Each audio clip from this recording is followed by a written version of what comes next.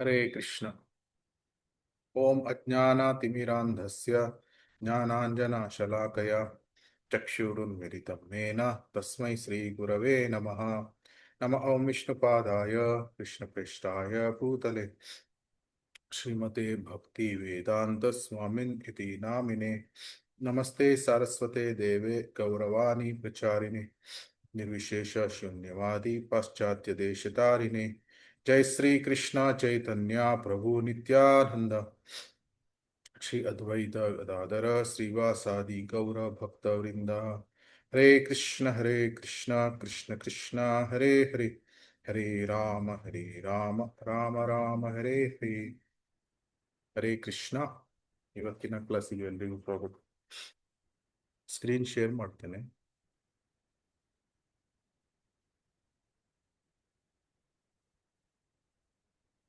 ಕಾಣಿಸ್ತಾ ಇದೆ ಅಲ್ಲ?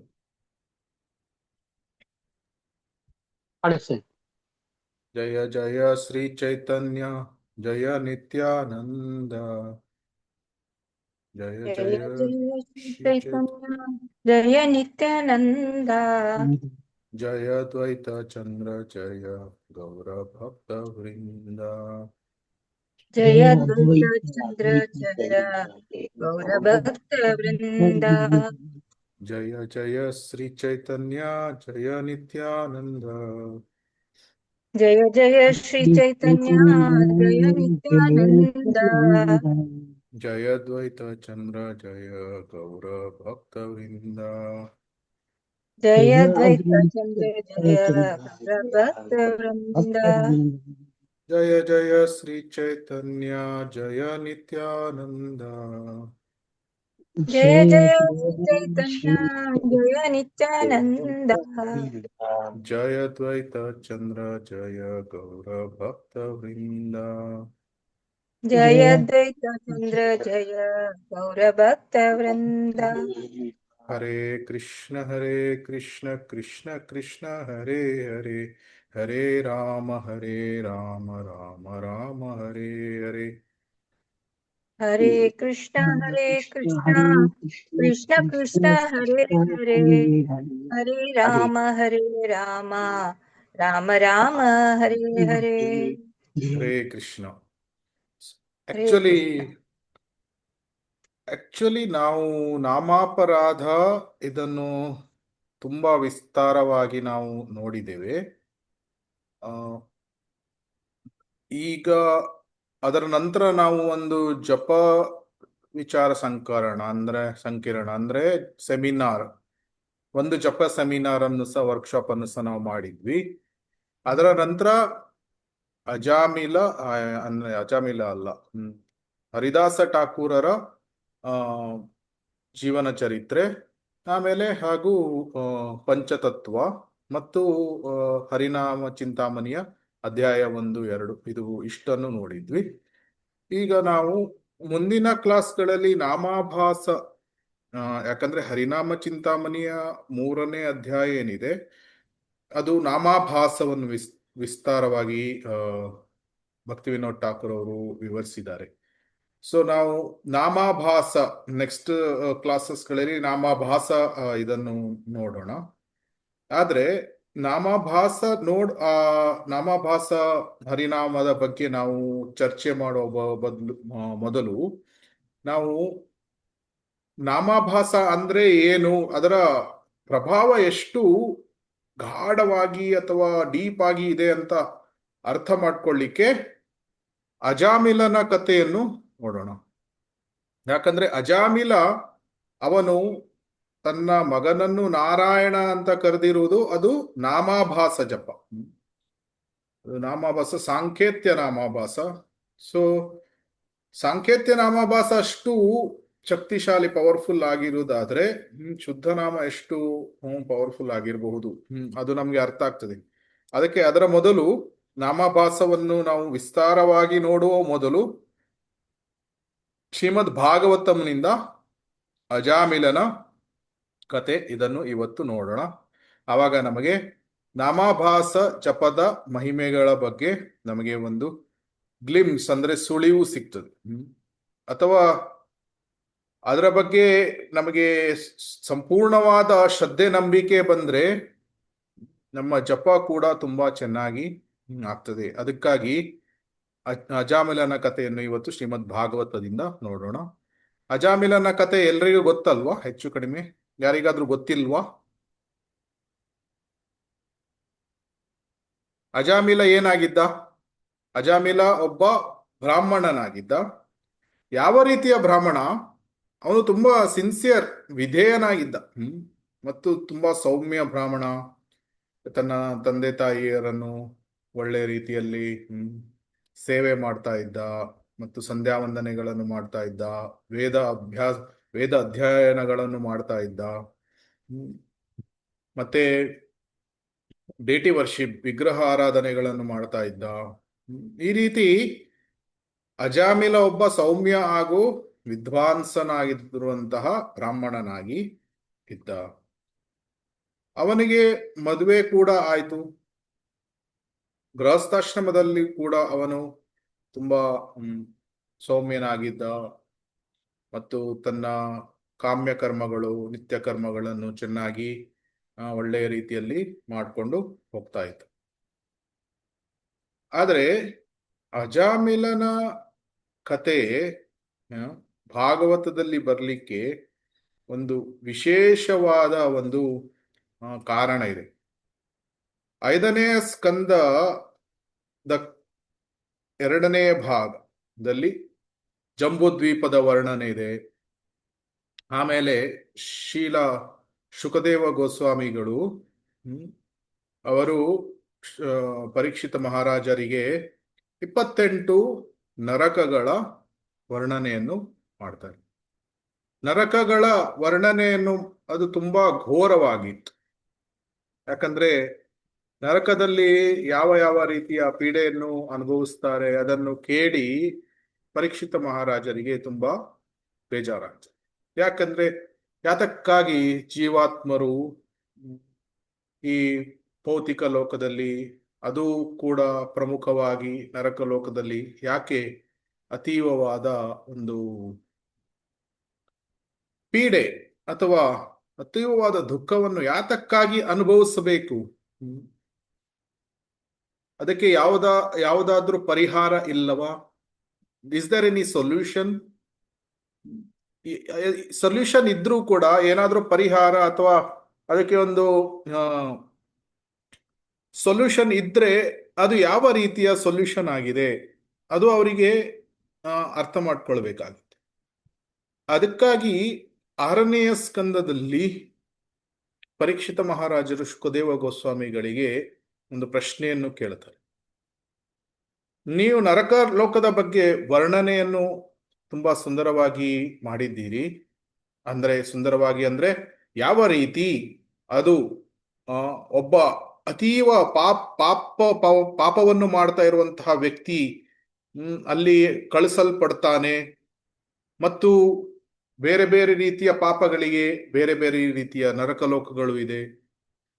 ಸೊ ಇಂತಹ ನರಕಲೋಕಗಳಲ್ಲಿ ಹೋಗಿ ಅತೀವವಾದ ಪೀಡೆಯನ್ನು ಅವನು ಅನುಭವಿಸ್ತಾನೆ. ನೀವು ಅದನ್ನು ಸುಂದರವಾಗಿ ಬೇರೆ ಬೇರೆ ಬಗೆಯಲ್ಲಿ ವಿವರಿಸಿದ್ದೀರಿ. ಆದ್ರೆ ನನ್ನ ಪ್ರಶ್ನೆ ಏನು ಅಂದ್ರೆ, ಈಗ ಅಂತಹ ಜೀವಾತ್ಮರು ನರಕಲೋಕದಲ್ಲಿ ಅವರು ಪೀಡೆಯನ್ನು ಪಡಿತಾ ಇದ್ದಾರೆ.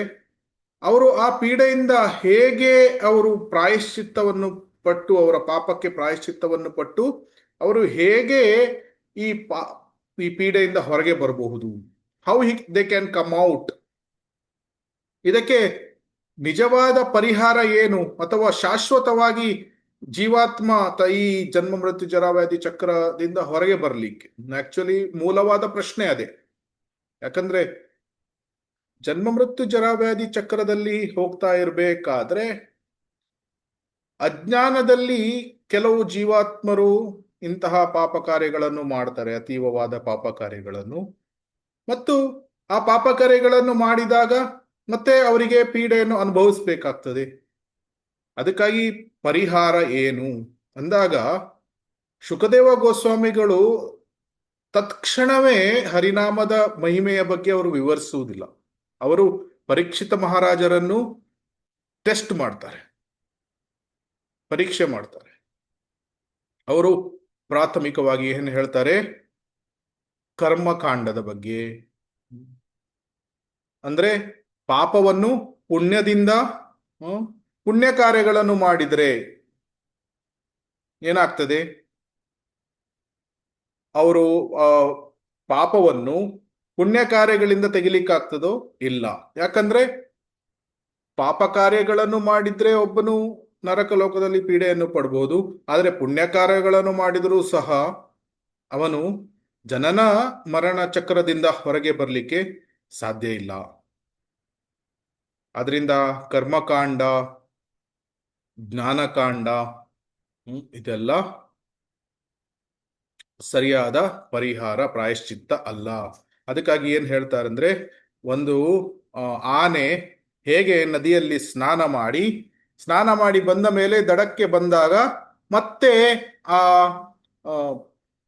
ಮಣ್ಣನ್ನು ತನ್ನ ದೇಹದ ಮೇಲೆ ಎರಚಿಸ್ಕೊಳ್ತದೆ. ಆವಾಗ ಸ್ನಾನ ಮಾಡಿದ್ದು ಎಲ್ಲ ವ್ಯರ್ಥ ಆಯಿತು. ಅದೇ ರೀತಿ ಕೆಲವು ವ್ಯಕ್ತಿಗಳು ವಾರದ ಉದ್ದಕ್ಕೂ ಪಾಪಗಳನ್ನು ಮಾಡ್ತಾರೆ.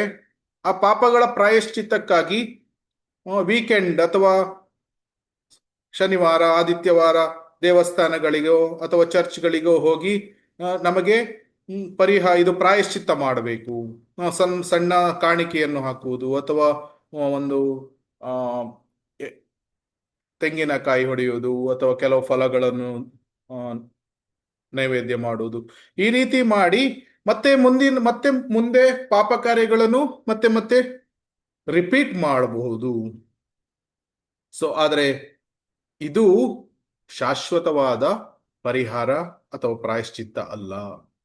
ಇದು ಒಂದು ಆನೆ ಹೇಗೆ ಸ್ನಾನ ಮಾಡಿದ ಮೇಲೆ ಮಣ್ಣನ್ನು ಎರಚಿಕೊಳ್ತದೆ, ಅದೇ ರೀತಿ ಪ್ರಾಯಶ್ಚಿತ್ತ ಮಾಡುವುದು ಮತ್ತೆ ಪಾಪವನ್ನು ಮಾಡುವುದು ಇದು ನಡೀತಾ ಇರ್ತದೆ. ಆವಾಗ ಶುಕದೇವ ಗೋಸ್ವಾಮಿಗಳು ಏನು ಹೇಳ್ತಾರಂದ್ರೆ, ಇದು ಯಾಕೆ ಆಗುತ್ತದೆ ಅಂದ್ರೆ, ಪಾಪ ಮಾಡುವ ಪ್ರವೃತ್ತಿ ಏನಿದೆ ಅದು ಹೃದಯದಲ್ಲಿ ತುಂಬಾ ಗಾಢವಾಗಿದೆ. ಸೊ ಅಪ್ರಾರಬ್ಧ ಫಲಂ ಪಾಪಂ ಕೂಟಂ ಬೀಜಂ ಫಲೋನ್ಮುಖಂ ಕ್ರಮೇಣೈವ ಪ್ರಳೀಯೇತ ವಿಷ್ಣೋರ್ ಭಕ್ತಿರತಾತ್ಮನ. ಅಂದ್ರೆ ನಮಗೆ ಅಪ್ರಾರಬ್ಧ ಫಲಗಳು, ಕರ್ಮ ಫಲಗಳು ಇದೆ. ಅದು ಮುಂದೆ ನಮಗೆ ಯಾವಾಗ್ಲೂ ಅದರ ಫಲಗಳು ಸಿಗ್ಬೋದು. ಕೆಲವು ಪ್ರಾರಬ್ಧ ಫಲಗಳು ಇದೆ, ಈ ಜನ್ಮದಲ್ಲಿ ನಾವು ಅನುಭವಿಸ್ಬೇಕು.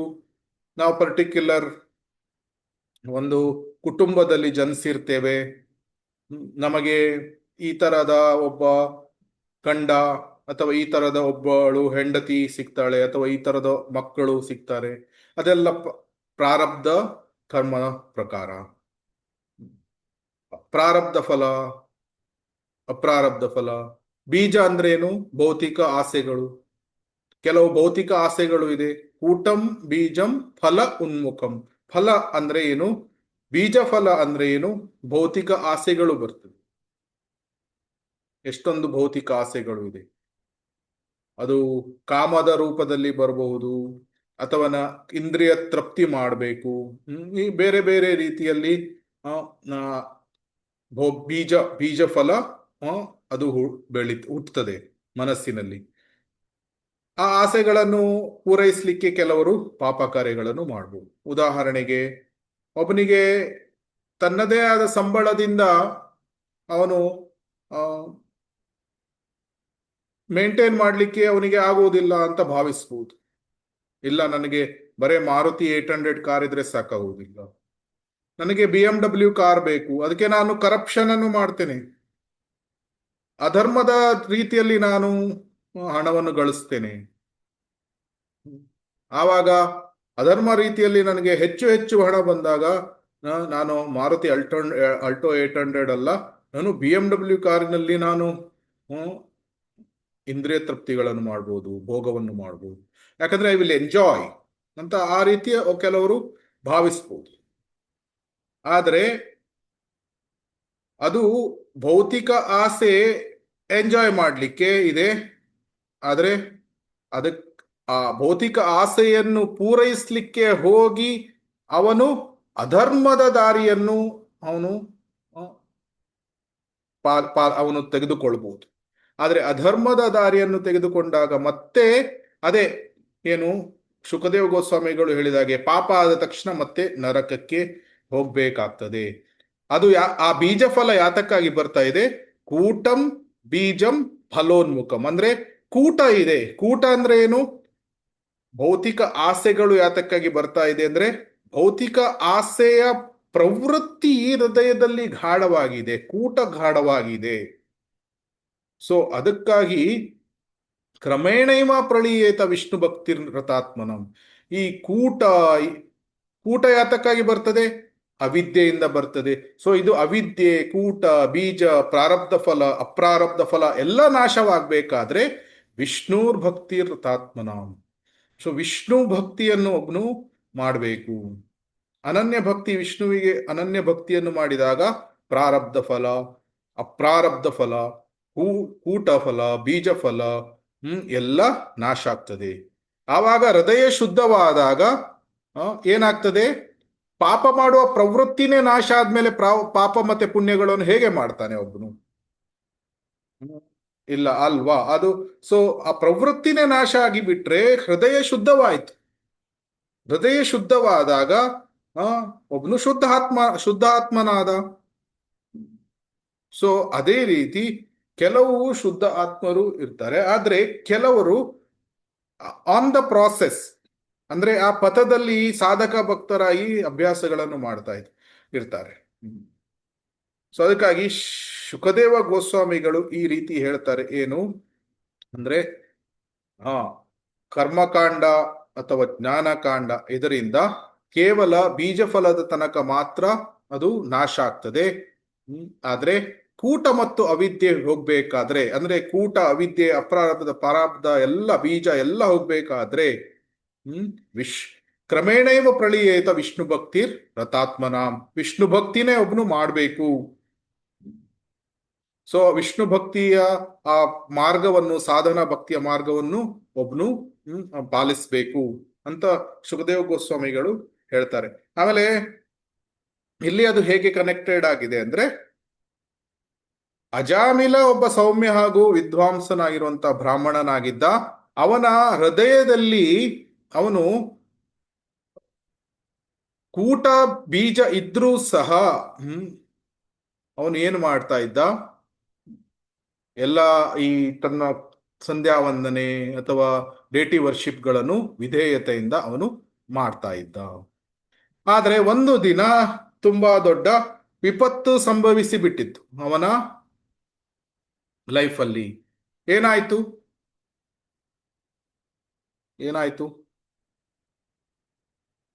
ಯಾರು ಹೇಳ್ತೀರಿ? ನಿಮ್ಗೆ ಗೊತ್ತು ಅಜಾಮಿಲನ ಕಥೆ.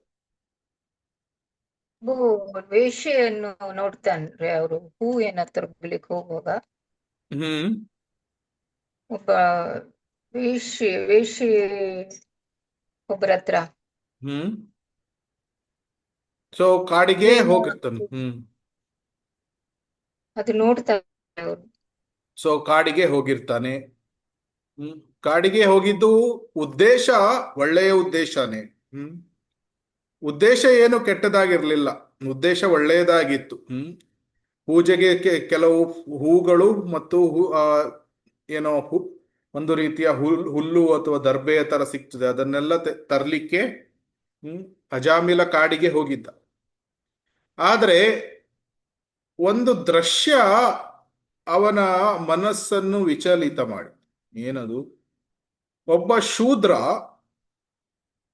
ಒಬ್ಬಳು ವೈಶ್ಯೆಯನ್ನು ಆಲಿಂಗನ ಮಾಡಿದ್ದ, ಮತ್ತು ಅವಳ ವಸ್ತ್ರಗಳು ಕೂಡ ಸರಿಯಾದ ಸ್ಥಳದಲ್ಲಿ ಇರಲಿಲ್ಲ. ಮತ್ತೆ ಅವರು ಏನು ಮಾಡ್ತಾ ಇದ್ರು? ತುಂಬಾ ನಗ್ತಾ ಇದ್ರು.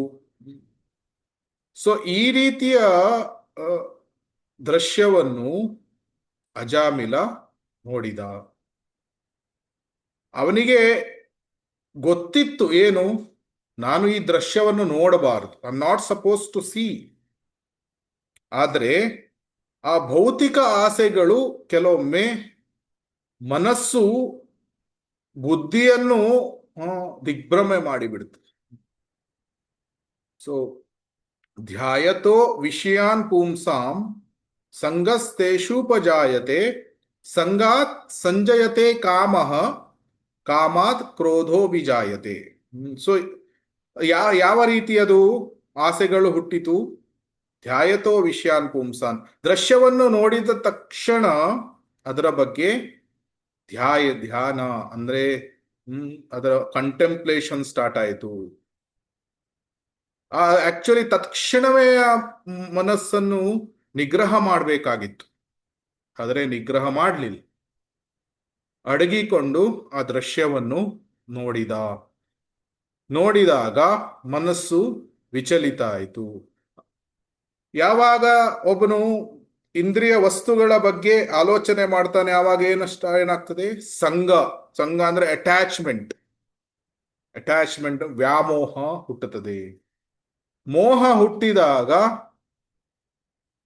ಸಂಗಸ್ತೇಷೂಪಜಾಯತೆ ಸಂಗಾತ್ ಸಂಜಯತೆ ಕಾಮಃ, ಅಟ್ಯಾಚ್ಮೆಂಟ್ ಬಂದಾಗ ಕಾಮ ತನ್ನಿಂದ ತಾನೇ ಹುಟ್ಟುತ್ತದೆ. ಒಬ್ಬನು ದೇಹದ ಸ್ತರದಲ್ಲಿ ಆಲೋಚನೆ ಮಾಡ್ತಾನೆ, ಆತ್ಮದ ಸ್ತರದಲ್ಲಿ ಆಲೋಚನೆ ಮಾಡುವುದಿಲ್ಲ. ಆದ್ರೆ ಯಾರು ಧೀರನಾಗಿ ಇದ್ದವನು ಯಾವಾಗಲೂ ಆತ್ಮದ ಸ್ತರದಲ್ಲಿ, ಪರಮಾತ್ಮನ ಸ್ತರದಲ್ಲಿ ಆಲೋಚನೆ ಮಾಡ್ತಾ ಇರ್ತಾನೆ. ಏನು? ಎಲ್ಲೆಲ್ಲೂ ನೋಡಿದರೂ ಕೃಷ್ಣನೇ ಕಾಣಿಸ್ತಾ ಇರ್ತಾನೆ.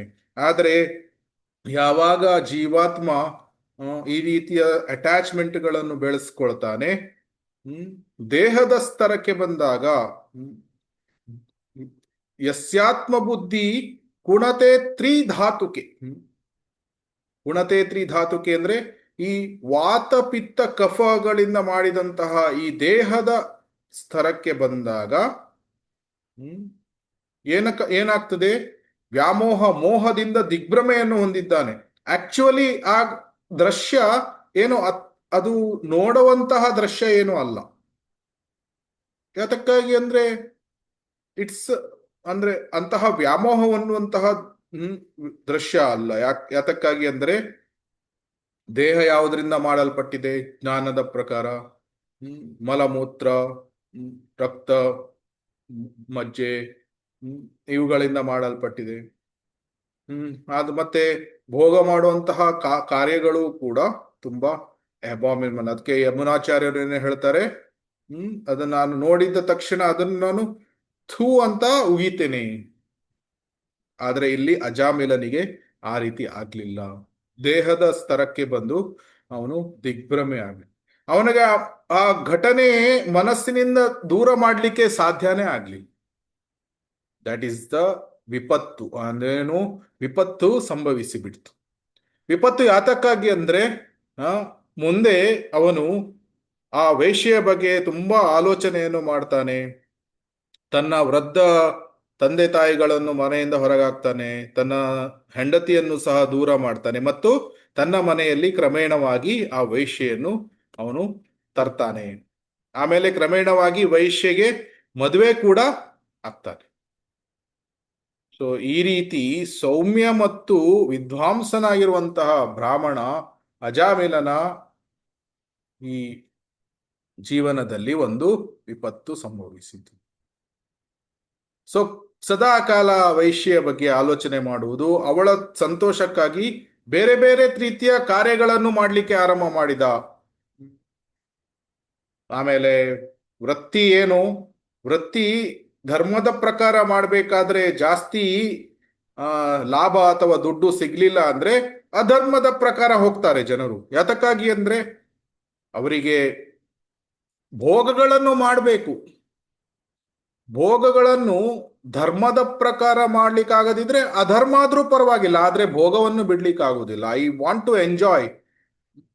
ಇಫ್ ಐ ಕಾಂಟ್ ಎಂಜಾಯ್, ಇದನ್ನು ನಾನು ಏನು ಧರ್ಮದ ಪ್ರಕಾರ ಏನು ದುಡ್ಡು ಸಾಕಾಗ್ತಾ ಇಲ್ಲ, ಅಧರ್ಮ ಆದ್ರೂ ಪರವಾಗಿಲ್ಲ, ಕರಪ್ಷನ್ ಆದ್ರೂ ಪರವಾಗಿಲ್ಲ, ಬೇರೆಯವರದ್ದು ದುಡ್ಡನ್ನು ನಾನು ಕದ್ದು ದರೋಡೆ ಮಾಡಿ ಈ ರೀತಿ ಅದನ್ನು ನಾನು ನನ್ನ ಅಕೌಂಟಿಗೆ ಅಥವಾ ನನ್ನ ಸ್ವಾಧೀನಕ್ಕೆ ನಾನು ಮಾಡಿಕೊಂಡ್ರೂ ಪರವಾಗಿಲ್ಲ, ಈ ರೀತಿಯ ವೃತ್ತಿಗಳನ್ನು ನಾನು ಮಾಡ್ತೇನೆ ಅಂತ ಅಜಾಮಿಲ ಎಲ್ಲ ರೀತಿಯ ಹೀನವಾದ ವೃತ್ತಿಗಳನ್ನು ಮಾಡಲಿಕ್ಕೆ ಆರಂಭ ಮಾಡಿದ. ಕೆಲವೊಮ್ಮೆ ಅವರು ಧನಗಳನ್ನು ಕೊಡದಿದ್ರೆ ಅವರನ್ನು ಕೊಲೆ ಮಾಡಲಿಕ್ಕೂ ಹಿಂಜರಿಯುವುದಿಲ್ಲ, ದರೋಡೆ ಮಾಡಲಿಕ್ಕೂ ಹಿಂಜರಿಯುವುದಿಲ್ಲ. ಈ ರೀತಿ ವೃತ್ತಿಗಳನ್ನು ಮಾಡಿ ಸಂಹೌ ಆ ವೈಶ್ಯೆಯನ್ನು ಹಾಗೋ ಹೀಗೋ ಸಂತೋಷದಿಂದ ಇರಲಿಕ್ಕೆ ಅವನು ನೋಡ್ತಾ ಇದ್ದ. ಈ ರೀತಿ ಪಾಪ ಕಾರ್ಯಗಳನ್ನು, ಅತೀವವಾದ ಪಾಪ ಕಾರ್ಯಗಳನ್ನು ಮಾಡಲಿಕ್ಕೆ ಆರಂಭ ಮಾಡಿದ. ಸೊ ಬ್ರಾಹ್ಮಣನ ಸ್ಥಾನದಿಂದ ಪತನ ಹೊಂದಿ ಈಗ ಒಂದು ಪಾಪಿಯ ಜೀವನವನ್ನು ನಡೆಸ್ತಾ ಇತ್ತು. ಅದೇ ರೀತಿ ಅವನಿಗೆ 8 ಮಕ್ಕಳಾಯಿತು. ಆಮೇಲೆ ತುಂಬಾ ವೃದ್ಧ, ಇದು ಸುಮಾರು 82 ವರ್ಷ ಆಗಬೇಕಾದ್ರೆ ಕೊನೆಯ ಮಗ ಹುಟ್ಟಿದ. ಆ ಮಗನ ಹೆಸರು ಏನಂತ ಇಟ್ಟಿದ್ದ? ಅಜಾಮಿಲ ನಾರಾಯಣ. ನಾರಾಯಣ ಅಂತ. ಸೊ ಇಲ್ಲಿ ಪ್ರಮುಖ ಅಂಶಗಳು ಏನು? ಯಾರಾದ್ರೂ ದಯವಿಟ್ಟು ಓದಿ ಪ್ರಮುಖ ಅಂಶಗಳು ಏನು ನಾವು ಕಲಿತೇವಂತ. ಕಾಣಿಸ್ತಾ ಇದೆಯಾ?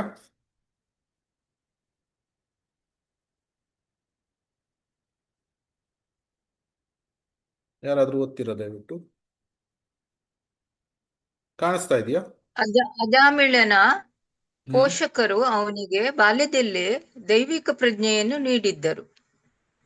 ಸಹಜವಾಗಿ ಪ್ರತಿಯೊಂದಿಗೂ ಸಂಭಾವ್ಯ ಅಜಾಮಿಳನಾಗುವ ಸಾಧ್ಯತೆ ಇರುವ ಇಂದಿನ ಕಾಲಘಟ್ಟದಲ್ಲಿ ಮಗು ಚಿಕ್ಕ ವಯಸ್ಸಿನಲ್ಲಿದ್ದಾಗಲೇ ಅದಕ್ಕೆ ಸೂಕ್ತ ತರಬೇತಿ ನೀಡುವುದು ಅತ್ಯಂತ ಮುಖ್ಯವಾಗಿದೆ. ಏಕೆಂದರೆ ಸಮಾಜದ ಪ್ರಭಾವದಿಂದಾಗಿ ಮಗು ಹದಿಹರೆಯನಾದಾಗ ಅವನು ಸನ್ಮಾರ್ಗದಿಂದ ವಿಚಲಿತನಾಗುವ ಅಥವಾ ದಾರಿ ತಪ್ಪುವ ಸಾಧ್ಯತೆ ಹೆಚ್ಚಿರುತ್ತದೆ. ಅವನು ಜೀವನದಲ್ಲಿ ಎಂತಹ ಆಧ್ಯಾತ್ಮಿಕ ಸಾಧನೆಯನ್ನೇ ಮಾಡಿದ್ದರೂ ಅವನ ಹೃದಯದಲ್ಲಿರುವ ಭಗವಂತ ಅದನ್ನು ಎಂದಿಗೂ ಮರೆಯುವುದಿಲ್ಲ. ಇದು ತುಂಬಾ ಪ್ರಮುಖವಾದ ವಿಷಯ. ಏನು? ಅಜಾಮಿಲ ಬ್ರಾಹ್ಮಣನಾಗಿ ಅವನು ಸೌಮ್ಯನಾಗಿ ಅವನು ವೇದ ಅಧ್ಯಯನಗಳನ್ನೆಲ್ಲ ಮಾಡ್ತಾ ಇರಬೇಕಾದ್ರೆ ಭಗವಂತನಿಗೆ ಯಾವ ಸೇವೆಗಳನ್ನು ಮಾಡಿದ್ದ, ಆ ಸಾಧನವನ್ನು ಏನು ಮಾಡಿದ್ದ, ಭಗವಂತ ಅದನ್ನು ಯಾವಾಗ್ಲೂ ಮರೀಲಿಲ್ಲ. ಸೊ ಇಲ್ಲಿ 2 ಪ್ರಮುಖವಾದ ಪಾಯಿಂಟ್ಗಳು ಏನು ಅಂದ್ರೆ, ಈಗಿನ ಮಕ್ಕಳು ಅವರಿಗೆ ಸಂಸ್ಕಾರಗಳನ್ನು, ತರಬೇತಿಗಳನ್ನು ನೀಡುವುದು ಅತ್ಯಂತ ಪ್ರಮುಖ ಅಂತ ಹೇಳ್ತಾ ಇದ್ದಾರೆ. ಆಮೇಲೆ 2ನೇದು, ಯಾವಾಗ ಅವರಿಗೆ ಒಳ್ಳೆಯ ಸಂಸ್ಕಾರಗಳನ್ನು, ಸನ್ಮಾರ್ಗಗಳನ್ನು ಪೇರೆಂಟ್ಸ್ಗಳು ತೋರಿಸ್ತಾರೆ, ಆವಾಗ ಹದಿಹರೆಯದ ಸಮಯದಲ್ಲಿ ಅವರು ಅಷ್ಟು ವಿಚಲಿತರಾಗುವುದಿಲ್ಲ, ದಾರಿ ತಪ್ಪುವುದಿಲ್ಲ. ಯಾತಕ್ಕಾಗಿ ಅಂದ್ರೆ ಒಳ್ಳೆಯ ಸಂಸ್ಕಾರ ಸಿಕ್ಕಿದೆ. ಆದರೆ ಸಂಸ್ಕಾರ ಒಳ್ಳೆಯದು ಸಿಗದೇ ಇದ್ರೆ ನಾವು ನೋಡ್ತೇವೆ ಈಗಿನ ಮಕ್ಕಳು ಎಲ್ಲ ಯಾವ ರೀತಿ ಟಿವಿಯಲ್ಲೆಲ್ಲ, ಕೆಲವೊಮ್ಮೆ ಟಿವಿ ಅಂದ್ರೆ ನ್ಯೂಸ್ಗಳಲ್ಲೆಲ್ಲ ಏನೋ ಬರ್ತಾ ಇತ್ತು ಸ್ವಲ್ಪ ಸಮಯದ ಹಿಂದೆ, ಏನೇನೋ ಬೈದ್ರು ಅಂತ ಏನೋ ಎಲ್ಲ ಬರ್ತಾ ಇತ್ತು. ಅವರಿಗೆ ಯಾವ ರೀತಿಯ ಸಂಸ್ಕಾರ ಸಿಕ್ಕಿದೆ? ಸೊ ಅದರಿಂದ ಸೂಕ್ತ ತರಬೇತಿ, training is very very important. ಅದು ದೊಡ್ಡ ಮಕ್ಕಳಿರ್ಲಿ ದೊಡ್ಡವರಿರ್ಲಿ ಎಲ್ರಿಗೂ ಸೂಕ್ತವಾದ ತರಬೇತಿ ಅತ್ಯಂತ ಅಗತ್ಯ ಇದೆ. ಸೊ ಅಂತಹ ಒಂದು ತರಬೇತಿ ಮತ್ತು ದೈವಿಕ ಪ್ರಜ್ಞೆಯನ್ನು ಅಜಾಮಿಲನ ಪೋಷಕರು ನೀಡಿದ್ರು. ಅಜಾಮಿಲನಿಗೆ ಸಂಹೌ ಏನು ಆದ್ರೂ ಕೂಡ ಮನಸ್ಸು ತುಂಬಾ ವಿಚಲಿತ ಆಗಿಬಿಡ್ತು ಆ ದೃಶ್ಯವನ್ನು ನೋಡಿ. ಆದ್ರೆ ಭಗವಂತ ಅದನ್ನು ಮರೀಲಿಲ್ಲ. ಸೊ ಇಲ್ಲಿ ಭಗವದ್ಗೀತೆಯಲ್ಲಿ ಕೃಷ್ಣ ಅರ್ಜುನನಿಗೆ ಏನು ಹೇಳ್ತಾನೆ? ನೇಹಾಭಿಕ್ರಮ ನಾಶೋಸ್ತಿ ಪ್ರತ್ಯವಾಯೋನ ವಿದ್ಯತೆ ಸ್ವಲ್ಪಮುಪಿಯಸ್ಯ ಧರ್ಮಸ್ಯ ತ್ರಾಯತೆ ಮಹತೋ ಭಯಾತ್. ಯಾವುದೇ ಸಣ್ಣ ಆಧ್ಯಾತ್ಮಿಕ ಪ್ರಗತಿಯನ್ನು ಮಾಡಿದ್ರೂ ಸಹ ಎಂದಿಗೂ ಕಳೆದು ಹೋಗುವುದಿಲ್ಲ. ಸೊ ಅಜಾಮಿಲ ಮೊದಲು ತನ್ನ ಗುರುವಿಗೆ, ಎತ್ತವರಿಗೆ ನಿಷ್ಠನಾಗಿದ್ದ. ಆದ್ರಿಂದ ಭಗವಂತ ಅವನಿಗೆ ಸಹಾಯ ಮಾಡಿದ. ಕೊನೆಯ ಮಗನ ಹೆಸರು ನಾರಾಯಣ ಅಂತ ಇಟ್ಟಿದ. ಆವಾಗ ಏನಾಯ್ತು? ವೇದಾಹಂ ಸಮತೀತಾನಿ ವರ್ತಮಾನಾನಿ ಚ ಅರ್ಜುನ ಭವಿಷ್ಯಾನಿ ಚ ಭೂತಾನಿ ಮಾಂತು ವೇದನ ಕಶ್ಚನ. ನಿನ್ನ ಪೋಷಕರು ನಿಮ್ಮ ಜೀವನದಲ್ಲಿ ಅತ್ಯಂತವಾದ ಮುಖ್ಯವಾದ ವಿಷಯವನ್ನು ಅರ್ಥ ಮಾಡಿಕೊಂಡಿದ್ದಾರೆ ಎಂದು ನೀವು ನೋಡುತ್ತೀರಿ. ಮಗುವನ್ನು ನಿಮ್ಮ ಮಾದರಿಯ ಮೂಲಕ ಪರಿಪೂರ್ಣ ದೈವ ಪ್ರಜ್ಞೆಯಲ್ಲಿ ಬೆಳೆಸುವುದು ನಿಮ್ಮ ಜವಾಬ್ದಾರಿ ಆಗಿದೆ. ಅಂದ್ರೆ ಪ್ರತಿಯೊಬ್ಬ ಪೋಷಕರ ಜವಾಬ್ದಾರಿ ಏನು? ಕೃಷ್ಣ ಪ್ರಜ್ಞೆಯನ್ನು ಮಕ್ಕಳಿಗೆ ನೀಡುವುದು. ಹಾಗೆ ಮಾಡದೇ ಇದ್ರೆ ಅಮೂಲ್ಯವಾದ ಉಡುಗೊರೆಯಿಂದ ಮಕ್ಕಳನ್ನು ವಂಚಿಸಿದ ಹಾಗೆ ಆಗುತ್ತದೆ. ಆದ್ರಿಂದ ನಮ್ಮ ಡ್ಯೂಟಿಯನ್ನು, ಕರ್ತವ್ಯಗಳನ್ನು ಸರಿಯಾಗಿ ನಾವು ಪಾಲನೆ ಮಾಡಬೇಕು. ಸೊ ಸಮಯ ಹೋಗ್ತಾ ಹೋಗ್ತಾ ಏನಾಯ್ತು, ಅಜಾಮಿಲ ವೃದ್ಧನಾಗ್ತಾ ಬಂದ. ಈಗ ಮರಣಶೈಲಿ ಅಜಾಮಿಲ ಇದ್ದಾನೆ. ಅವನಿಗೆ ತತ್ಕ್ಷಣವೇ ತೆಗೆದುಕೊಂಡು ಹೋಗ್ಲಿಕ್ಕೆ 4 ಯಮದೂತರು, ಮೂರು ಯಮದೂತರು ಬಂದಿದ್ರು. 3-4 ಎಕ್ಸಾಕ್ಟ್ ಯಾರಿಗಾದ್ರು ಗೊತ್ತಾ? 3 ಜನ ಅಲ್ಲ? ಓಕೆ, ಗೊತ್ತಿಲ್ಲ. ಇರ್ಬೋದು, 3 ಸೊ ಎನಿಹೌ ಯಮದೂತರು ಬಂದಿದ್ದಾರೆ. ಯಮದೂತರನ್ನು ನೋಡಿದಾಗ ಅಜಾಮಿಲ ಏನನ್ನು ಕರೀತಾನೆ? ತನ್ನ ಮಗನಾಗಿರುವಂತ, ಯಾಕಂದ್ರೆ ತನ್ನ ಕೊನೆಯ ಮಗನಿಗೆ ತುಂಬಾ ಅಟ್ಯಾಚ್ಮೆಂಟ್ ಇತ್ತು, ವ್ಯಾಮೋಹ ಇತ್ತು. ಆ ಯಮದೂತರನ್ನು ನೋಡಿದ ತಕ್ಷಣವೇ ತನ್ನ ಮಗ, ಅವನು ಆ ಭಾವನೆ ಹೇಗಿತ್ತು ಅಂದ್ರೆ ತನ್ನ ಮಗ ನನ್ನನ್ನು ರಕ್ಷಣೆ ಮಾಡ್ತಾನೆ ಅಂದ್ರೆ ಕಂಪ್ಲೀಟ್ ಒಂದು ಹೆಲ್ಪ್ಲೆಸ್, ನಿಸ್ಸಹಾಯಕವಾದಂತಹ ಭಾವದಲ್ಲಿ ನಾರಾಯಣ ಅಂತ ತನ್ನ ಮಗನಿಗೆ ಕೂಗ್ತಾನೆ. ಆದ್ರೆ ಆ ಕೂಗಿದ ನಾರಾಯಣ ಆ ಹರಿನಾಮ, ನಾರಾಯಣನ ನಾಮ, ಅದು ನಾಮಾಭಾಸ ಜಪ ಆಗಿತ್ತು. ಅವನು ಕೂಗಿದ್ದದು ನಾಮಾಭಾಸವಾಗಿತ್ತು. ನಾಮಾಭಾಸ ಅಂದ್ರೆ ಏನು? ಅಪರಾಧಗಳಿಂದ ಕ್ಲಿಯರಿಂಗ್, ಅಂದ್ರೆ ಹಿಂದೆ ಅಪರಾಧಗಳನ್ನು ಮಾಡಿದ, ಆದರೆ ಆ ಸಮಯದಲ್ಲಿ ಅಪರಾಧಗಳಿಂದ ಮುಕ್ತರಾಗುವಂತಹ ಸ್ಟೇಜ್, ಕ್ಲಿಯರಿಂಗ್ ಸ್ಟೇಜ್. ಸೊ ನಾಮಾಭಾಸ ಸ್ತರದಲ್ಲಿ, ಸಾಂಕೇತ್ಯ ನಾಮಾಭಾಸದಲ್ಲಿ ನಾರಾಯಣ ಅಂತ ಕೂಗ್ತಾರೆ. ನಾಮಾಭಾಸ, ನಾವು ಹಿಂದಿನ ಸಂಕ್ಷಿಪ್ತವಾಗಿ ನಾಮಾಭಾಸದ ಬಗ್ಗೆ ನೋಡ್ಬೇಕಾದ್ರೆ, ಒಂದು ನಾಮಾಭಾಸ ಏನು ಮಾಡ್ತದೆ? ಎಲ್ಲಾ ಪಾಪಗಳನ್ನು ನಾಶ ಮಾಡಿಬಿಡ್ತದೆ. ಒಂದು ನಾಮಾಭಾಸ ಹರಿನಾಮ ಎಲ್ಲ ಕೋಟಿ ಜನ್ಮದ ಎಷ್ಟು ಪಾಪಗಳು ಇದೆ ಎಲ್ಲವನ್ನು ನಾಶ ಮಾಡಿಬಿಡ್ತದೆ. ಸೊ ಅದರಿಂದ ಭಕ್ತರು ಪುಣ್ಯ ಪಾಪಗಳ ಬಗ್ಗೆ ಜಾಸ್ತಿ ಆಲೋಚನೆ ಮಾಡುವುದಿಲ್ಲ. ಅಫ್ಕೋರ್ಸ್ ನಾವು ತುಂಬಾ ಜಾಗರೂಕತೆ, ಕೇರ್ಫುಲ್ ಆಗಿ ಇರ್ತೇವೆ. ಆದ್ರೆ ಇದು ಪುಣ್ಯನೋ ಇದು ಪಾಪನೋ ಆ ರೀತಿ ನಾವು ನೋಡುವುದಿಲ್ಲ. ನಾವು ಭಕ್ತಿ ಸೇವೆಯ ಮೇಲೆ ನಮ್ಮ ಮನಸ್ಸನ್ನು ಕೇಂದ್ರೀಕರಣ ಮಾಡ್ತೇವೆ. ಯಾಕಂದ್ರೆ ನಾವು ಒಂದು ನಾಮಾಭಾಸ ಜಪ ಮಾಡಿದ್ರು ನಮ್ಮ ಎಲ್ಲ ಪಾಪ ಪುಣ್ಯ ಎಲ್ಲ ನಾಶ ಆಗಿ ಬಿಡ್ತು. ತತ್ಕ್ಷಣವೇ ಒಬ್ಬನು ನಿಷ್ಠಾಸ್ತರಕ್ಕೆ ಅಥವಾ ಅನರ್ಥಗಳಿಂದ ಇದು ಯಾವುದು ಭಕ್ತಿಯುಕ್ತ ಅಲ್ಲ, ಯಾವುದು ಸುಕೃತೋತ್ತ ಮತ್ತು ದುಷ್ಕೃತೋತ್ತ ಎಲ್ಲ ಈ ಇಫೆಕ್ಟ್ಸ್ ಗಳಿಂದ ಒಬ್ಬನು ಮುಕ್ತನ. ಸೊ ಆದ್ದರಿಂದ ನಾಮಾಭಾಸ ಹರಿನಾಮದ ಶಕ್ತಿ ಅಷ್ಟಿದೆ. ತತ್ಕ್ಷಣವೇ ವಿಷ್ಣು ದೂತರು ಅಲ್ಲಿ ಬರ್ತಾರೆ. 3 ಯಮದೂತರು ಮತ್ತೆ ವಿಷ್ಣು ದೂತರು, 4 ವಿಷ್ಣು ದೂತರು.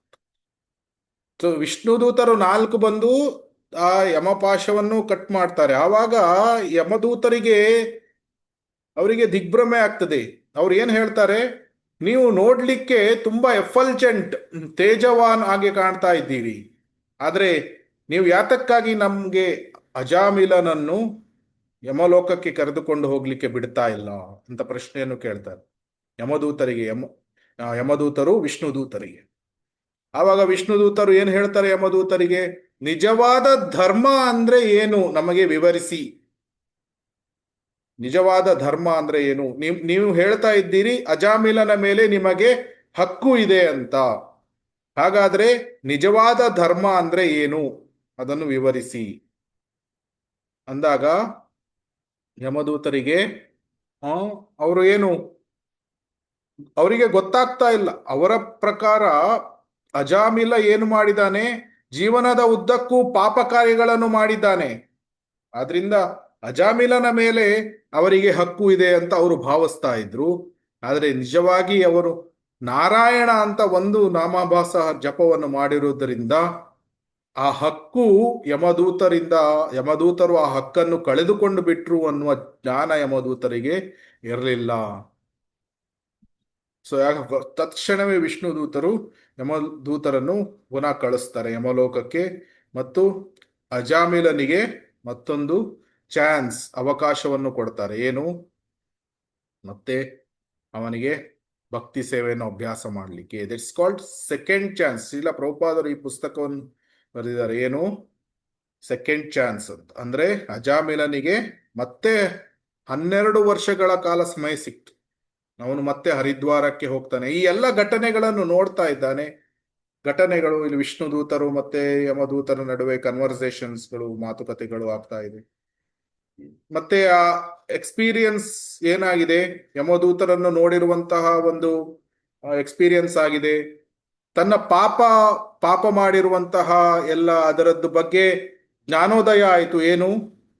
ಮೊದಲು ನಾನು ಬ್ರಾಹ್ಮಣನಾಗಿದ್ದೆ, ಒಂದು ದೃಶ್ಯದಿಂದ ನಾನು ಪತನವನ್ನು ಹೊಂದಿದೆ. ಒಂದು ದೃಶ್ಯವನ್ನು ನೋಡಿದ ಕಾರಣದಿಂದ ನಾನು ಪತನವನ್ನು ಹೊಂದಬೇಕಾಯಿತು ಮತ್ತು ಎಲ್ಲಾ ರೀತಿಯ ಪಾಪ ಕಾರ್ಯಗಳಲ್ಲಿ ತೊಡಗಿದೆ. ತುಂಬಾ ವ್ಯಥೆಯನ್ನು ಪಡ್ತಾನೆ, ಪ್ರಾಯಶ್ಚಿತ್ತವನ್ನು ಪಡ್ತಾನೆ. ಆಮೇಲೆ ಹರಿದ್ವಾರಕ್ಕೆ ಹೋಗಿ 12 ವರ್ಷಗಳ ಕಾಲ ಸತತವಾಗಿ ತೀವ್ರವಾಗಿ ಭಕ್ತಿ ಸೇವೆಯನ್ನು ಅಭ್ಯಾಸ ಮಾಡಿ 12 ವರ್ಷದ ನಂತರ ಅಜಾಮಿಲನಿಗೆ ಕರೆದುಕೊಂಡು ಹೋಗ್ಲಿಕ್ಕೆ ಯಾವ ವಿಮಾನ? ವೈಕುಂಠದಿಂದ ವಿಮಾನ ಬರ್ತದೆ. ಸೇಮ್ ವಿಷ್ಣು ದೂತರು ಬಂದು ಮತ್ತೆ ಅಜಾಮಿಲನನ್ನು ವೈಕುಂಠ ಲೋಕಕ್ಕೆ ಕರೆದುಕೊಂಡು ಹೋಗ್ತಾರೆ. ಸೊ ಇದರಿಂದ ನಮಗೆ ಗೊತ್ತಾಗ್ತದೆ, ನಾಮಾಭಾಸ ಒಂದು ನಾರಾಯಣ, ಅದು ಕೂಡ ಸಾಂಕೇತ್ಯ ನಾಮಾಭಾಸ. ನಾಮಾಭಾಸದಲ್ಲಿ 2 ವಿಧ, ಅದನ್ನು ಮುಂದಿನ ಕ್ಲಾಸ್ಗಳಲ್ಲಿ ನೋಡೋಣ. ಶ್ರದ್ಧಾ ನಾಮಭಾಸ, ಅಶ್ರದ್ಧಾ ನಾಮಭಾಸ. ಇದು ಅಶ್ರದ್ಧಾ ನಾಮಭಾಸನೇ ಇಷ್ಟು ಶಕ್ತಿಶಾಲಿ ಆಗಿದೆ. ಹಾಗಿದ್ರೆ ಶ್ರದ್ಧಾ ನಾಮಭಾಸ ಇನ್ನೂ ಎಷ್ಟು ಶಕ್ತಿಶಾಲಿ ಆಗಿರ್ಬಹುದು? ಅದರ ಮೇಲೆ ಶುದ್ಧನಾಮ ಎಷ್ಟು ಪವರ್ಫುಲ್ ಆಗಿರ್ಬಹುದು? ಅದು ಶುದ್ಧನಾಮ, ಪ್ರೇಮನಾಮ ಏನಿದೆ, ಕೃಷ್ಣನಷ್ಟೇ ಶಕ್ತಿಶಾಲಿ. ಯಾಕಂದ್ರೆ ಅಭಿನ್ನತ್ವಂ ನಾಮನಾಮಿನೋ. ಸೊ ಅದರಿಂದ ನಮಗೆ ಒಂದು ಹೋಪ್ ಸಿಗ್ತದೆ. ಏನು ಹೋಪ್ ಅಂದ್ರೆ, ನಾವು ಇಷ್ಟು ವರ್ಷಗಳಿಂದ ಹರೇ ಕೃಷ್ಣ ಮಹಾಮಂತ್ರವನ್ನು ಜಪ ಮಾಡ್ತಾ ಇದ್ದೇವೆ, ನಮಗೆ ಕೂಡ ಏನೋ ಹೋಪ್ ಇದೆ. ಆದ್ರೆ ನಾವು ಆ ನಾಮಾಪರಾಧ ಸ್ತರದಿಂದ ಹೊರಗೆ ಬರ್ಬೇಕು. ನಾಮಾಪರಾಧದಿಂದ ನಾವು ಕಡೆ ಪಕ್ಷ ನಾಮಾಭಾಸಕ್ಕೆ ಬಂದು ಆಮೇಲೆ ನಾಮಾಭಾಸದಿಂದ ಶುದ್ಧ ನಾಮಕ್ಕೆ ಹೋಗ್ಲಿಕ್ಕೆ ಪ್ರಯತ್ನವನ್ನು ಮಾಡಬೇಕು. ಸೊ ಅದರಿಂದ ಈ ಕಥೆಯನ್ನು ಕೇಳಿದಾಗ ನಮ್ಮ ಶ್ರದ್ಧೆ, ನಂಬಿಕೆ, ವಿಶ್ವಾಸ ದೃಢವಾಗ್ಬೇಕು, ಸ್ಥಿರವಾಗ್ಬೇಕು. We should become more fixed up in devotional service. So ಅದರಿಂದ ಪವಿತ್ರ ನಾಮ ಅತ್ಯಂತ ಶಕ್ತಿಶಾಲಿ ಆಗಿದೆ. ಅದಕ್ಕೆ ಶುಕದೇವ ಗೋಸ್ವಾಮಿಗಳು ಏನು ಹೇಳ್ತಾರೆ ಅಂದ್ರೆ, ಕೇಚಿತ್ ಕೇವಲಯ ಭಕ್ತ್ಯ ವಾಸುದೇವ ಪರಾಯಣ ಅಗಂ ಧುನ್ವಂತಿ ಕಾರ್ಸ್ನೇನ ನಿಹಾರ ಇವ ಭಾಸ್ಕರ. ಹೇಗೆ ಬೆಳಗ್ಗಿನ ಸಮಯ ಚಳಿಗಾಲದಲ್ಲಿ ನಾವು ನೋಡಿದಾಗ ಎಲ್ಲ ತುಂಬಾ ಮಂಜು ವಾತಾವರಣದಲ್ಲಿ ಇರ್ತದೆ, ಆವಾಗ ಆ ವಾತಾವರಣ ನಮ್ಗೇನು ತುಂಬಾ ಕಾಣಿಸುವುದಿಲ್ಲ. ನಾವು ನೋಡ್ತೇವೆ ಎಷ್ಟೊಮ್ಮೆ ಕೆಲವೊಮ್ಮೆ ವೆಸ್ಟರ್ನ್ ಘಾಟ್ಸ್ಗಳಲ್ಲೆಲ್ಲ ಮಂಜು ತುಂಬಾ ಇದ್ರೆ ಕೆಲವೊಮ್ಮೆ ಅಪಘಾತಗಳು ಆಗುವಂತಹ ಸಾಧ್ಯತೆಗಳು ಎಲ್ಲ ಇರ್ತವೆ. ಯಾಕಂದ್ರೆ ಕಾಣಿಸುವುದಿಲ್ಲ ಸರಿಯಾಗಿ. ಆದ್ರೆ ಸೂರ್ಯ ಯಾವಾಗ ಮೇಲೆ ಬರ್ತಾನೆ, ಆ ಮಂಜು ಎಲ್ಲ ಹೋಗಿಬಿಡ್ತದೆ, ಎಲ್ಲ ವಾತಾವರಣ ಕ್ಲಿಯರ್ ಆಗಿ ಬಿಡ್ತು, ಎಲ್ಲ ನಮಗೆ ಕ್ಲಿಯರ್ ಆಗಿ ಕಾಣಿಸ್ತದೆ. ಅದೇ ರೀತಿ ನಾವು ಪಾಪಗಳು ಅಥವಾ ನಮ್ಮ ಈ ಹಿಂದಿನ ಸಂಸ್ಕಾರಗಳು ಸರಿಯಾಗಿರ್ಲಿಲ್ಲ, ಅಥವಾ ತುಂಬಾ ವಾಸನೆಗಳು ಮನಸ್ಸಿನಲ್ಲಿ ತುಂಬಿದೆ, ಈ ರೀತಿ ಎಲ್ಲ ಇದ್ದಾಗ ನಮಗೆ ಕೃಷ್ಣ ಅಥವಾ ವಾಸುದೇವ ಸರಿಯಾಗಿ ಹರಿನಾಮ ನಮಗೆ ಸರಿಯಾಗಿ ಸ್ಪಷ್ಟವಾಗಿ ಕಾಣಿಸುವುದಿಲ್ಲ. ಆದ್ರೆ ಯಾರು ನಾಮಾಭಾಸ ಮಾಡಿ ಕ್ರಮೇಣ ಶುದ್ಧ ನಾಮಸ್ತರಕ್ಕೆ ಬರ್ತಾನೆ, ಆವಾಗ ಹೇಗೆ ಸೂರ್ಯನು ಮಂಜನ್ನು ಹೋಗಲಾಡಿಸ್ತಾನೆ, ಅದೇ ರೀತಿ ಎಲ್ಲ ಪಾಪಗಳು ಅಥವಾ ಈ ಕರ್ಮಫಲಗಳು, ಕಾಮ ಬೀಜಗಳು ಎಲ್ಲ ನಾಶವಾದಾಗ ಭಗವಂತನನ್ನು ಕಾಣಬಹುದು. ಸೊ ಕೇಚಿತ್ ಕೇವಲಯ ಭಕ್ತ್ಯ ವಾಸುದೇವ ಪರಾಯಣ. ವಾಸುದೇವ ಪರಾಯಣ ಅಂದ್ರೆ ಶುದ್ಧ ಭಕ್ತರಾಗ್ಬೋದು. ಪವಿತ್ರ ನಾಮ ಅಷ್ಟು ಶಕ್ತಿಶಾಲಿಯಾಗಿದೆ. ಸೊ ಶುಕದೇವ ಗೋಸ್ವಾಮಿಗಳು ಇದನ್ನು ಹೇಳ್ತಾರೆ. ಏನು? ಪವಿತ್ರ ನಾಮ ಅತ್ಯಂತ ಶಕ್ತಿಶಾಲಿ. ಆದ್ದರಿಂದ ನಾವು ಹರಿನಾಮದ ಆಶ್ರಯವನ್ನು ನಾವು ಪಡೆಯಬೇಕು. ಆಮೇಲೆ ಯಮದೂತರು ಹೋಗಿ ಯಮಲೋಕದಲ್ಲಿ ಯಮರಾಜನ ಹತ್ರ ಕೇಳ್ತಾರೆ, ಏನು ಯಾತಕ್ಕಾಗಿ ವಿಷ್ಣು ದೂತರು ನಮ್ಮನ್ನು ಅಜಾಮಿಲನನ್ನು ಕರೆದು ತರಲಿಕ್ಕೆ ಬಿಡಲಿಲ್ಲ?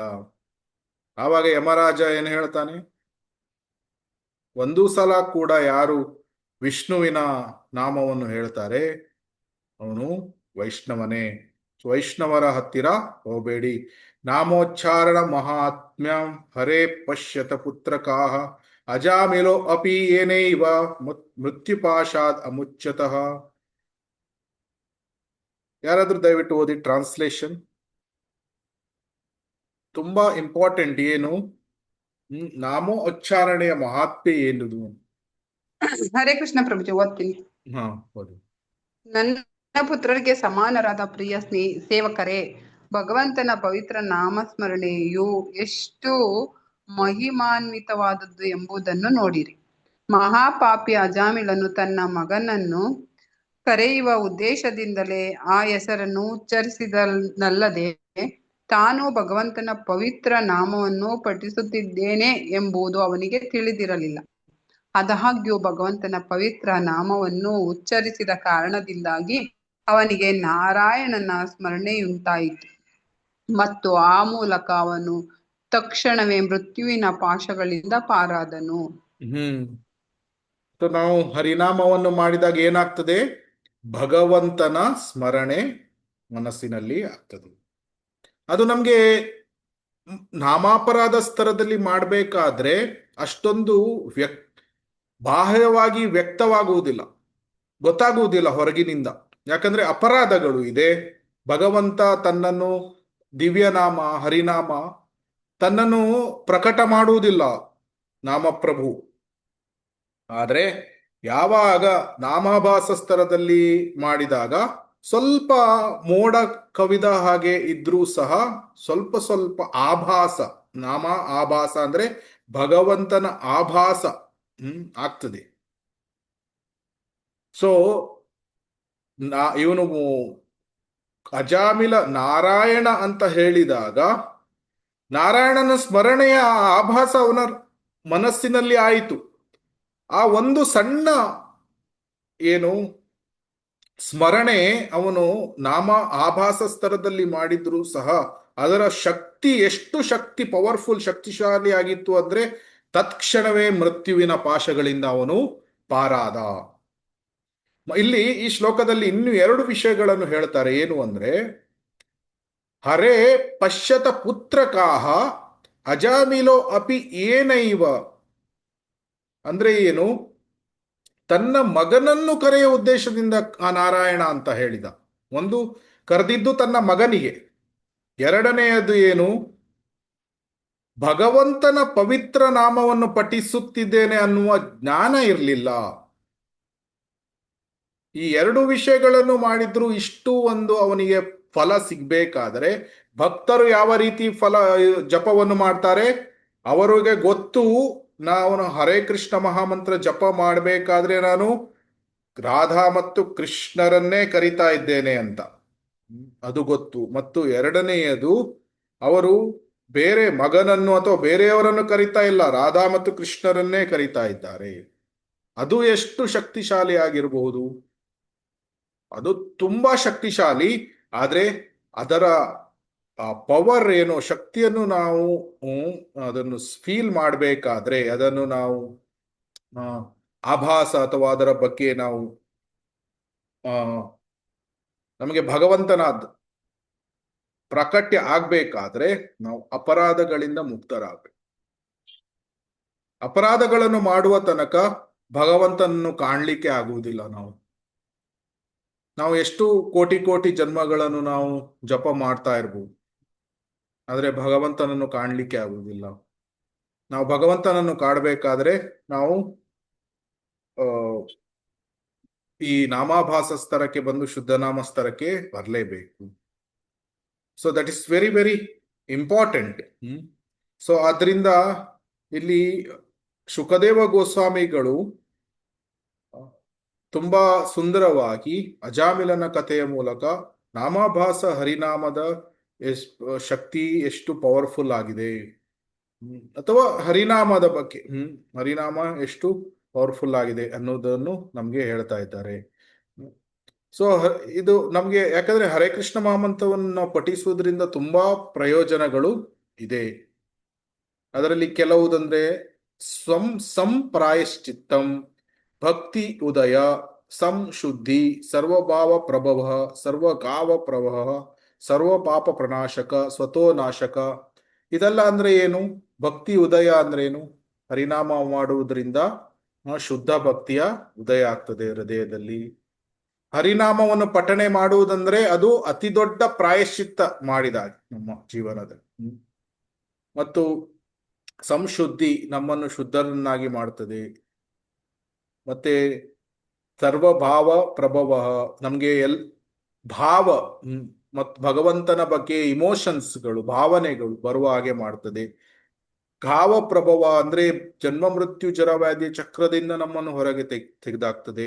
ಎಲ್ಲ ಸರ್ವ ಪಾಪ ಪ್ರನಾಶಕ, ಎಲ್ಲ ರೀತಿಯ ಪಾಪ ಕಾರ್ಯಗಳಿಂದ ಅದು ನಮ್ಮನ್ನು ಮುಕ್ತರನ್ನಾಗಿ ಮಾಡ್ತದೆ.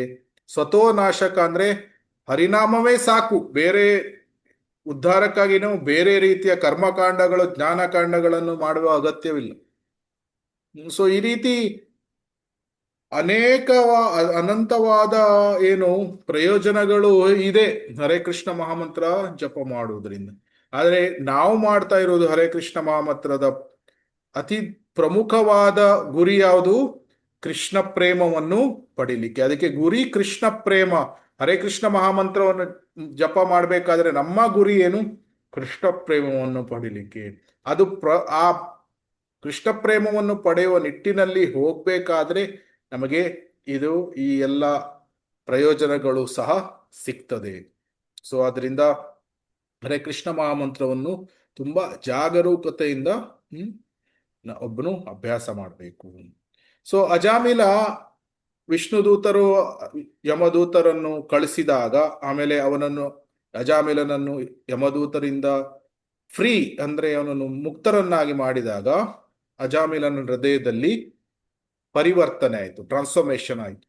ಅವನು ತುಂಬಾ ಪಶ್ಚಾತ್ತಾಪವನ್ನು ಪಟ್ಟ. ಆಮೇಲೆ ಅಕ್ನಾಲೆಜ್ಮೆಂಟ್ ಏನು, ತನ್ನ ನಿಜವಾದ ಸ್ಥಾನ ಏನು ಅದನ್ನು ಸ್ವೀಕಾರ ಮಾಡಿದ. ನಾನೀಗ ಮುದುಕ ಆಗಿದ್ದೇನೆ, ತುಂಬಾ ಪಾಪ ಕಾರ್ಯಗಳನ್ನು ಮಾಡಿದ್ದೇನೆ.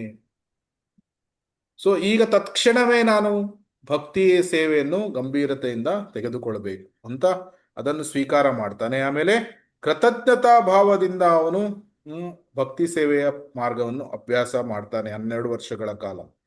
ಆಮೇಲೆ ಅಪ್ರಿಷಿಯೇಷನ್, ವಿಷ್ಣುದೂತರು ಯಾವ ಒಂದು ಫೆಸಿಲಿಟಿಯನ್ನು, ಅವಕಾಶವನ್ನು ಅಜಾಮಿಲನಿಗೆ ಕೊಟ್ಟರು ಅದನ್ನು ತುಂಬಾ ಪ್ರಶಂಸೆ, ಅದನ್ನು ಮೆಚ್ಚುಗೆಯನ್ನು ಅವನು ವ್ಯಕ್ತಪಡಿಸಿದ.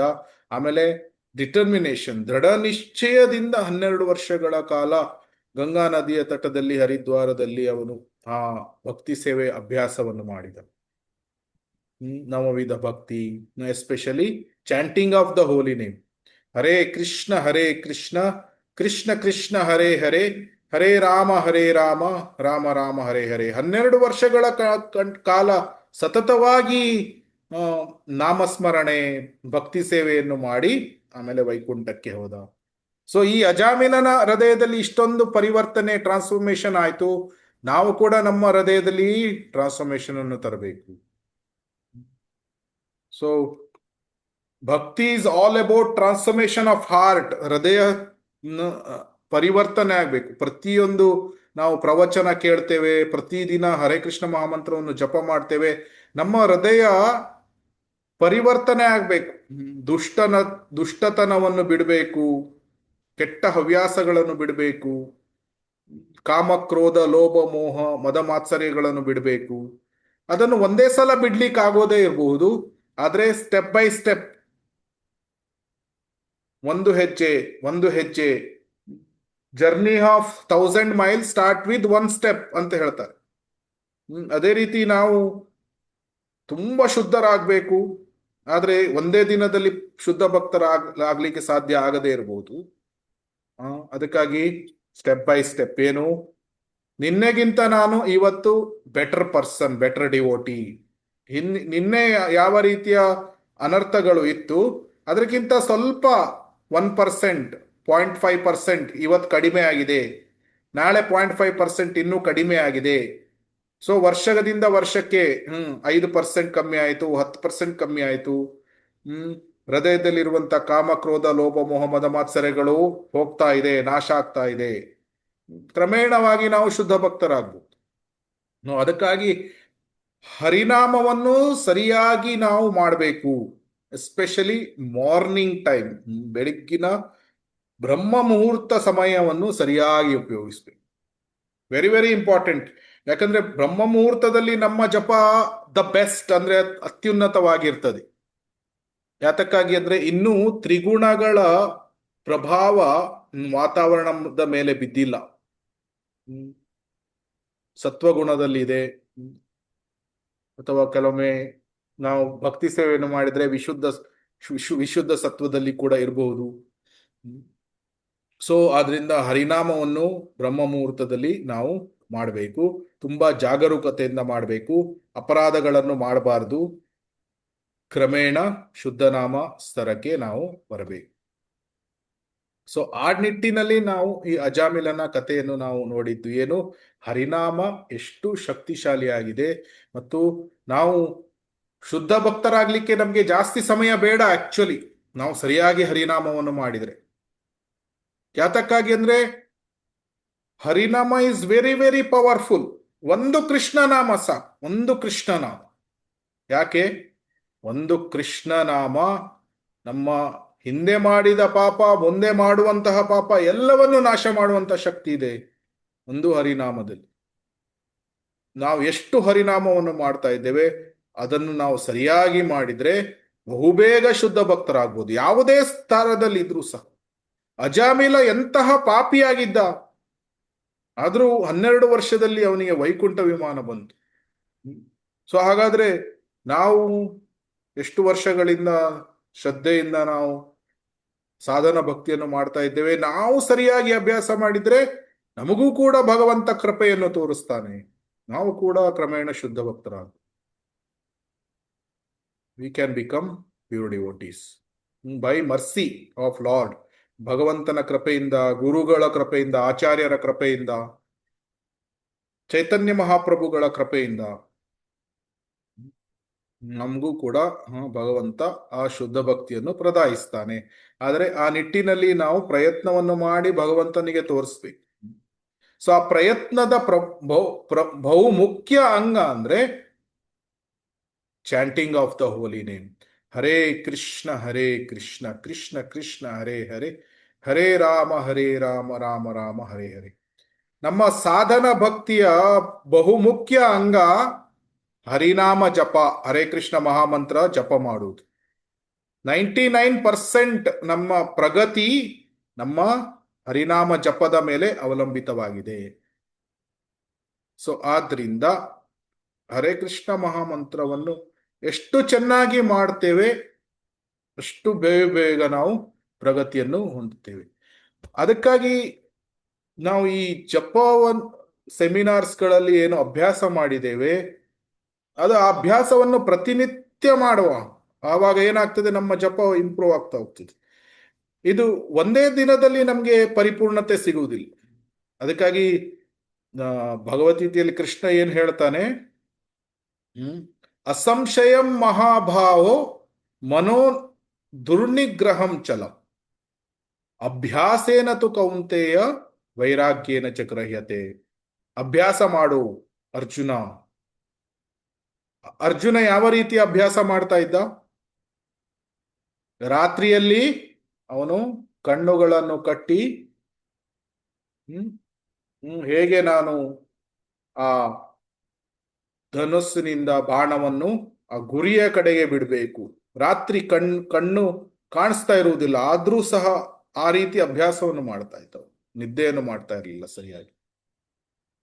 ಅದೇ ರೀತಿ ನಮ್ಮ ಸಾಧನಾ ಭಕ್ತಿ ಅಭ್ಯಾಸ ಕೂಡ ತುಂಬಾ ಗಾಢವಾಗಿ ಒಳ್ಳೆಯ ರೀತಿಯಲ್ಲಿ ಸಾಧನಾ ಭಕ್ತಿಯನ್ನು ಅಭ್ಯಾಸ ಮಾಡಬೇಕು. ಆವಾಗ ಪ್ರಗತಿ ತುಂಬಾ ಕ್ವಿಕ್ ಆಗಿ ಬಹುಬೇಗ ಆಗ್ತದೆ. ಸೊ ಆ ನಿಟ್ಟಿನಲ್ಲಿ ನಾವು ಪ್ರಯತ್ನವನ್ನು ಮಾಡೋಣ.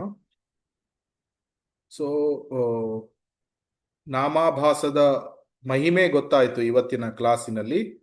ಮುಂದಿನ ಕ್ಲಾಸ್ಗಳಲ್ಲಿ ಒಂದು 2-3 ಕ್ಲಾಸ್ ಬೇಕಾಗ್ಬೋದು ನಾಮಾಭಾಸ. ಅದು ಸ್ವಲ್ಪ ವಿವರವಾಗಿ ನಾಮಾಭಾಸ ಜಪದ ಬಗ್ಗೆ ನೋಡೋಣ. ಅಶ್ರದ್ಧಾ ನಾಮಾಭಾಸ, ಶ್ರದ್ಧಾ ನಾಮಾಭಾಸ ಅಂದ್ರೆ ಏನು, ಯಾವ ಯಾವ ಸಮಯದಲ್ಲಿ ಯಾರ್ಯಾರು ಯಾವ ಯಾವ ರೀತಿಯ ನಾಮಾಭಾಸವನ್ನು ಹೇಳ್ತಾರೆ.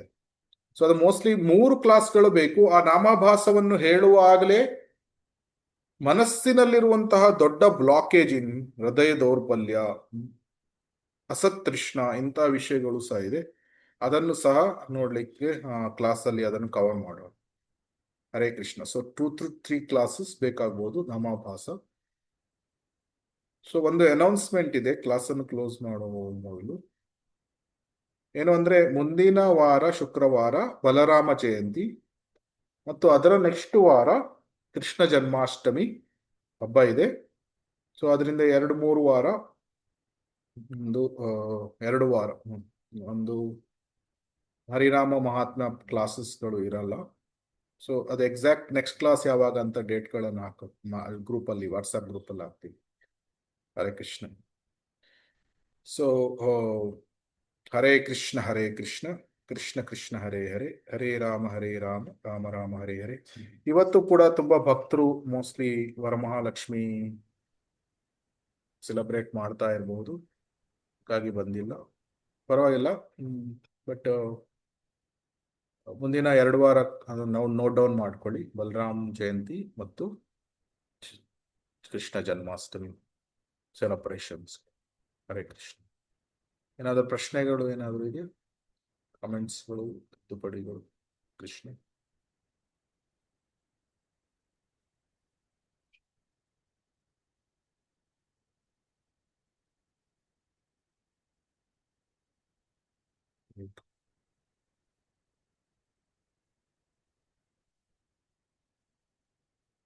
ಏನಾದ್ರೂ ಇದೆಯಾ? ಇಲ್ದಿದ್ರೆ ಕ್ಲಾಸ್ ಅನ್ನು 30 ಹರಿನಾಮ ಮಾಡೋಣ, 30 ಹರೇ ಕೃಷ್ಣ ಮಹಾಮಂತ್ರ ಜಪ ಮಾಡೋಣ. ಸಮಯ ಇದೆಯಾ? ಅಥವಾ ಇವತ್ತು ನಿಮ್ಗೆ ಹಬ್ಬದ ಪ್ರಯುಕ್ತ ಹೋಗ್ಬೇಕಾದ್ರೆ ಕ್ಲಾಸ್ ಅನ್ನು ಕ್ಲೋಸ್ ಮಾಡ್ಬೋದು. ಇವತ್ತು ಕ್ಲಾಸ್ ಅನ್ನು ಕ್ಲೋಸ್ ಮಾಡ್ಬೋಣ, ಯಾಕಂದ್ರೆ ಕೆಲವರಿಗೆ ಹಬ್ಬದ ಪ್ರಯುಕ್ತ ಏನಾದರೂ ಇರ್ಬೋದು. ವೈಷ್ಣವ ಪ್ರಣಾಮದೊಂದಿಗೆ ಕ್ಲಾಸ್ ಅನ್ನು ಕ್ಲೋಸ್ ಮಾಡೋಣ. ವಾಂಛಾಕಲ್ಪತರುಭ್ಯಶ್ಚ ಕೃಪಾ ಸಿಂಧುಭ್ಯ ಏವ ಚ ಪತಿತಾನಾಂ ಪಾವನೇಭ್ಯೋ ವೈಷ್ಣವೇಭ್ಯೋ ನಮೋ ನಮಃ. ಅನಂತ ಕೋಟಿ ವೈಷ್ಣವವೃಂದ ಕಿ ಜಯ. ಶ್ರೀಲ ಪ್ರಭುಪಾದ್ ಕಿ ಜಯ. ಹರೇ ಕೃಷ್ಣ ಪ್ರಭುಜಿ, ಗುರುದೇವ್ ಕಿ. ಪ್ರಣಾಮಗಳು ಪ್ರಭುಜಿ. ಹರೇ ಕೃಷ್ಣ. ಹರೇ ಕೃಷ್ಣ. ಧನ್ಯವಾದಗಳು. ಹರೇ ಕೃಷ್ಣ. ಪ್ರಭುಜಿ, ಧನ್ಯವಾದಗಳು ಪ್ರಭುಜಿ. ಧನ್ಯವಾದಗಳು ಪ್ರಭುಜಿ. ಧನ್ಯವಾದಗಳು. ಹರೇ ಕೃಷ್ಣ.